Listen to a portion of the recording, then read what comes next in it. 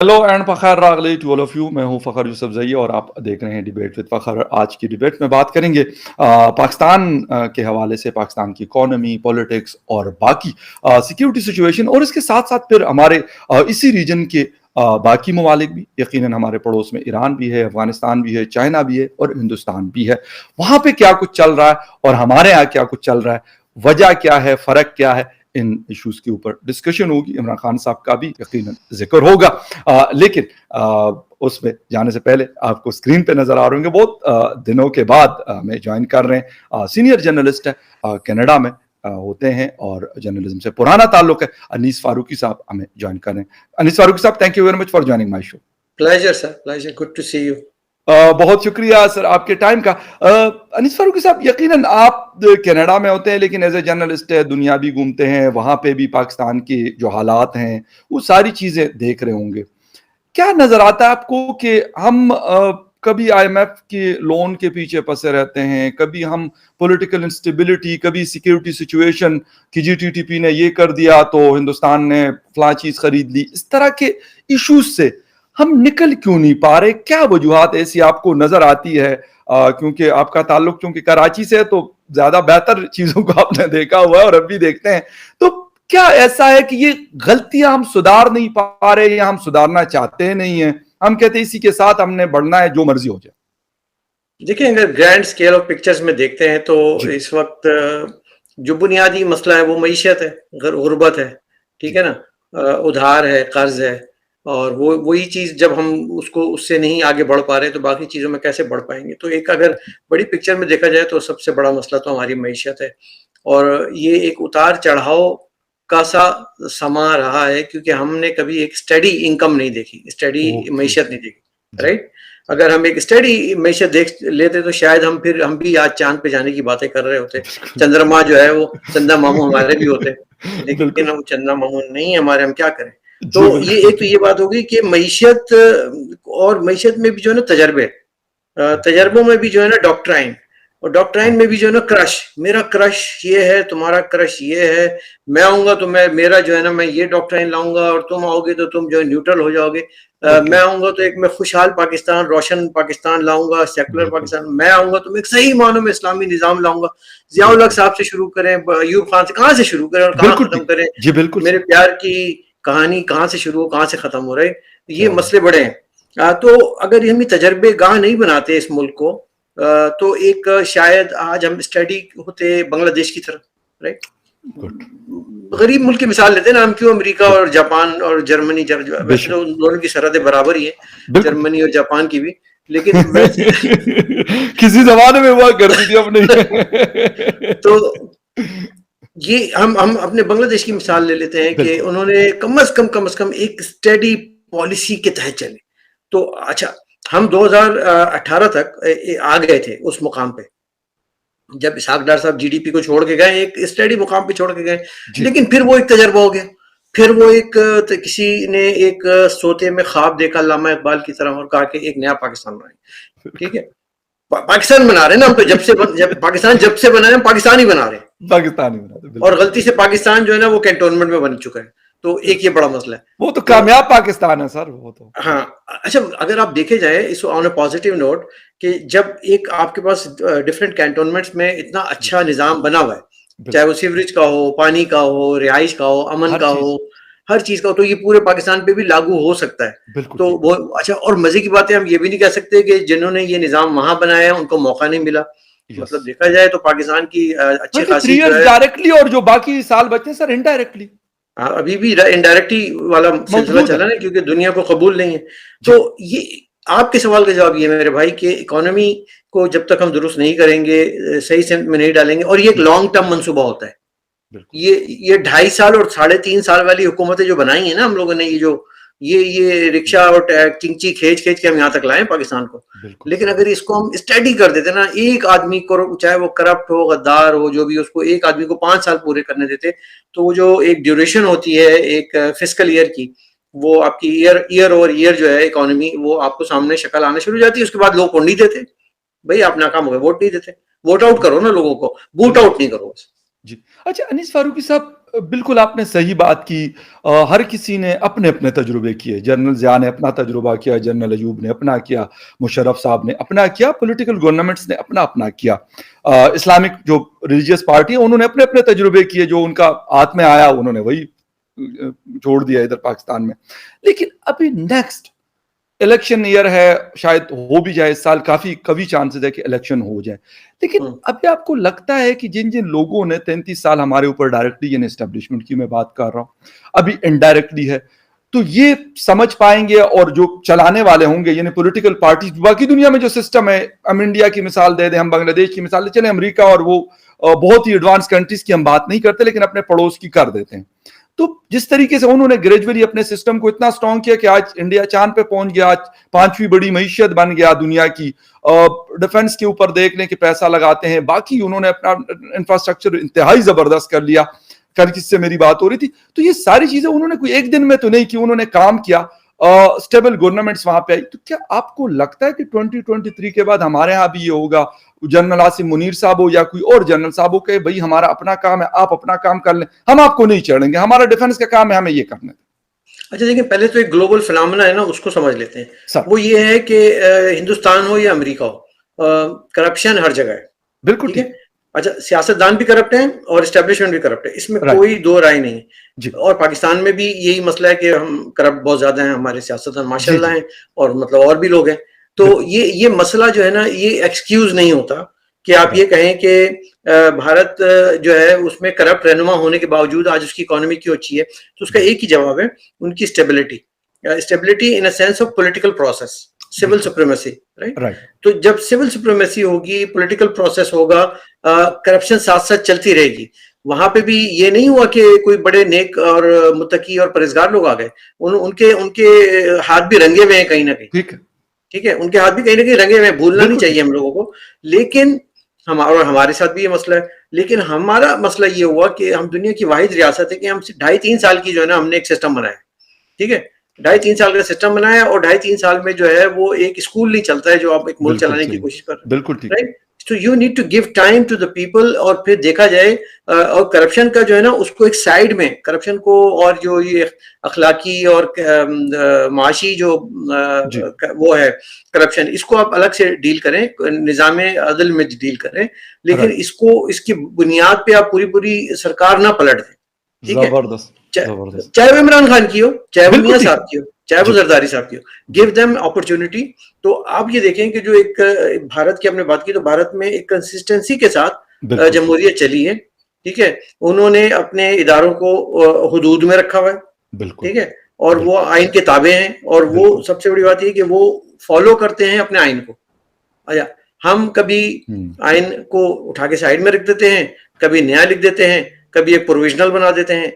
یہاں سے فنڈامنٹل مسائل ہونا شروع ہو جاتے ہیں کہ آپ دنیا کی مثالیں دیں گے. دیکھیں بھارت میں کیا ہے, سوری بنگلہ دیش میں کیا ہے, بنگلہ دیش میں کون سی جمہوریت ہے بھائی وہاں؟ اگر دیکھا جائے تو بیگمات ہی کام کر رہی ہے نا, وہ جنرلوں کی اور کرنلوں کی بیگمات کام کر رہی ہیں, لیکن کنسسٹنسی رہی کم از کم. چلے, میں کہتا ہوں کہ 75 سال میں سے جو ہے نا 35 سال جو ہے وہ مشرف کو دے دیتے, اور 35 سال جو ہے وہ جنرل ضیاء کو دیکھتے بھائی دونوں میں سے کون اچھا لے کے جاتا. اگر ایسے ہی تھا, کنسسٹنسی تو کرتے, یا پھر سیاستدانوں کو جو ان کا کام ہے وہ کرتے. آپ مجھے بتائیں, ایک گاڑی خراب ہو جائے, اور اب گاڑی خراب ہونے کے بعد آپ بولیں کہ یار میں اس میں سے کہیں سے مسجد کا امام ڈھونڈ کے لاتا ہوں کہ کوئی نیک بہت ہے. ٹھیک ہے, گڈ, وہ نیک بہت ہے, تو میں جو نا وہ گاڑی وہ اچھی صحیح کرے گا, مجھے اس پہ پکا ایمان ہے. جبکہ وہ گاڑی ایک میکینک ہی ٹھیک کرے گا, ٹیکنیکل آدمی کرے گا نا جس کا کام ہے. تو پاکستان ایک ملک ہے, اس کو سیاستدان ہی ٹھیک کریں گے. ٹھیک ہے, اس کو سیاسی جماعتیں ہی صحیح کریں گی. جمہوریت آپ نے دنیا میں ایک مروجہ نظام دیکھ لیا کہ چل رہا ہے, تو آپ نیا پہیہ کیوں ایجاد کرتے ہو؟ آپ why you reinvent the wheel? آپ اپنے نظام کیوں لے کر آتے ہو کہ بھئی اب ہم یہ والا نظام چلا کے دیکھتے ہیں. ٹھیک ہے, ایسا نہیں ہوتا, ایسا نہیں. مجلس شورا یہ وہ سب کچھ نہیں چلے گی, یا ٹیکنوکریٹ نہیں چلے گا. جمہوریت ووٹ کو عزت دیں, جس کی بھی ووٹ ہو, چاہے وہ کراچی کے ووٹ کی عزت ہو, چاہے وہ پی ایم ایل این کے پنجاب کی ووٹ کی عزت ہو, اس کو عزت دے دیں. اور دیکھیں ابھی میں تو خوش ہوں کہ فوج نیوٹرل ہو گئی ہے.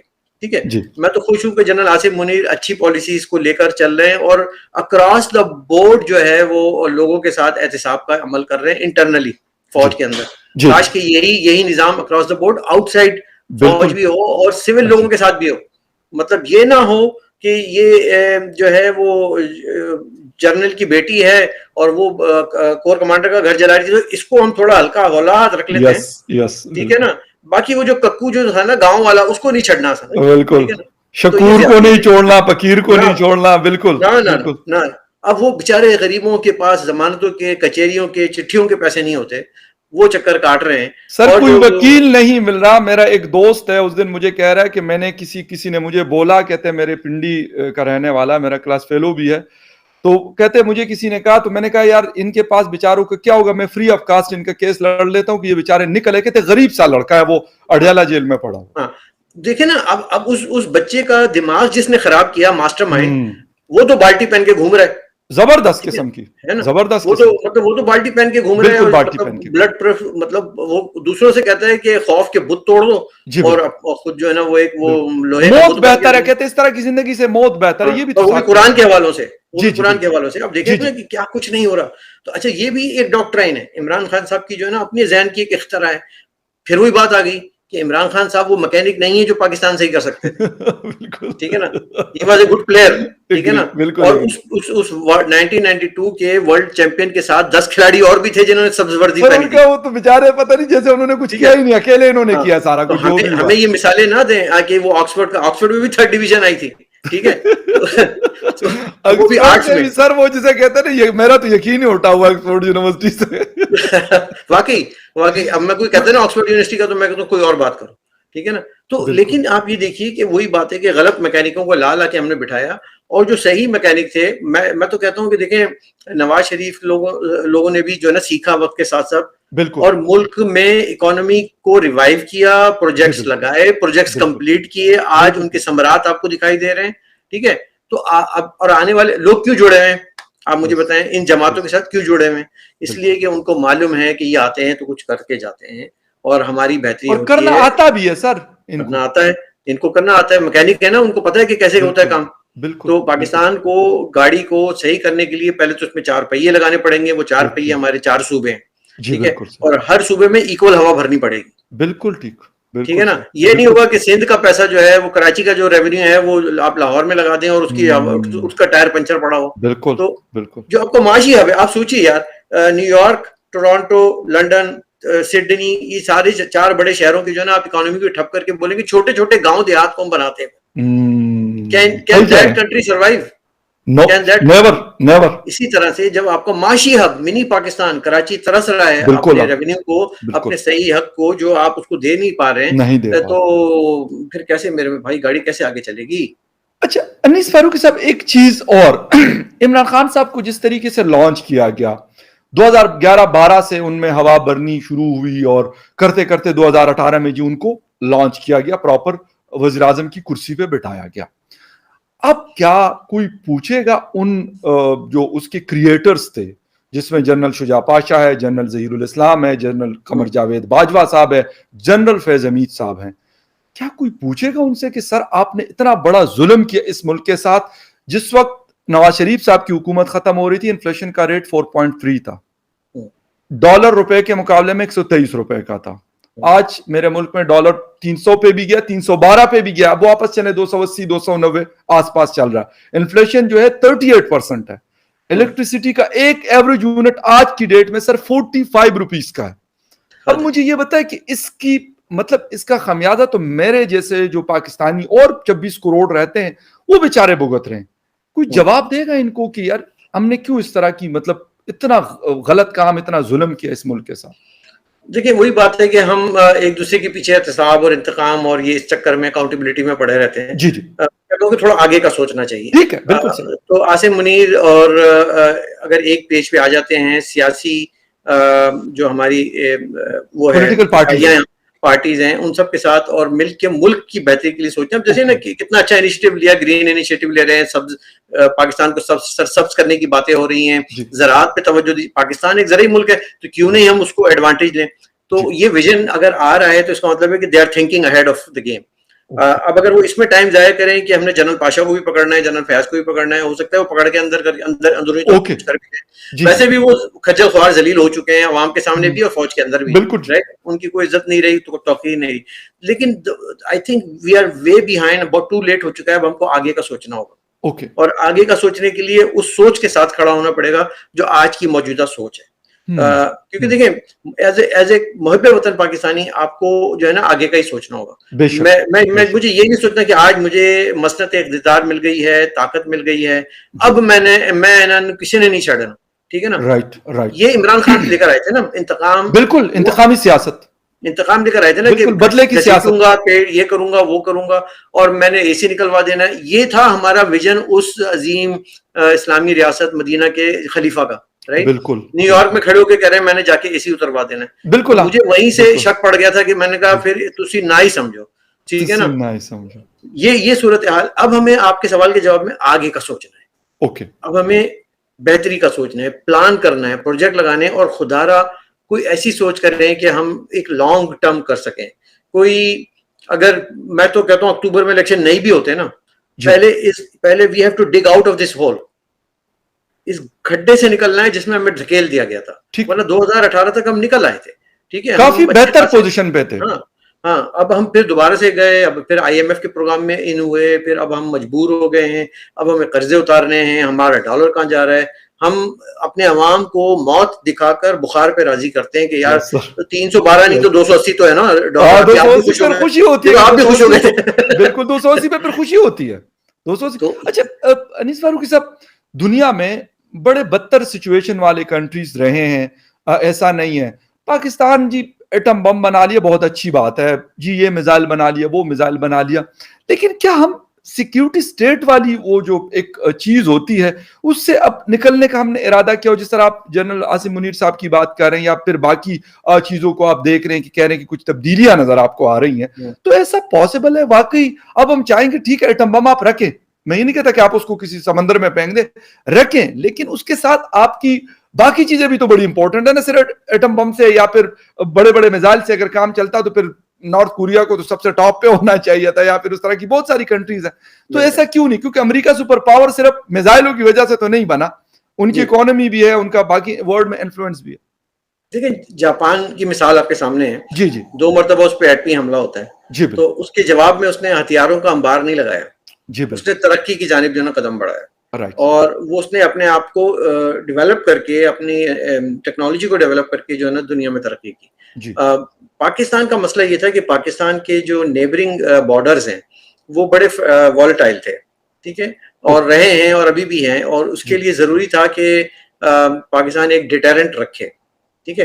اور آپ یقین کریں کہ اگر یہ ڈیٹرنٹ آج نہیں ہوتا تو مطلب بہت سارے لوگوں کی نظریں ہم پہ تھیں, اور وہ مطلب کہیں نہ کہیں ہم لوگوں کو کھا جاتے, اور یہ ہونا ضروری ہے, یہ پاکستان جیسے ملک کے لیے ہونا ضروری ہے. لیکن اور ظاہر ہے کہ وہ خرچہ ہے, اس کے اخراجات ہیں, اب وہ ہم کیا کریں, ہم نے رکھ لیا ہے, اس کو ہمیں برداشت تو کرنا ہے. لیکن اب جو صورتحال ہے بارڈرز کی, میں سمجھتا ہوں قدرے بہتر ہے, ٹھیک ہے نا.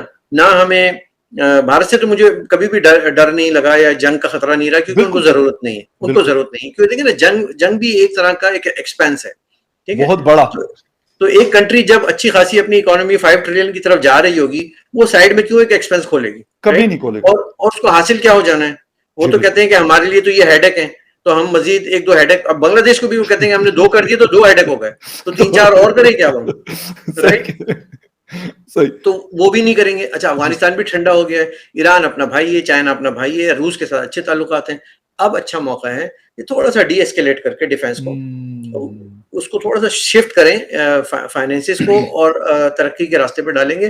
دس از اے گریٹ اپرچونٹی. دنیا بھی آپ کے ساتھ کھڑی ہے. میں سمجھتا ہوں خارجہ پالیسی پہ ہم بہت اچھے کھڑے ہیں.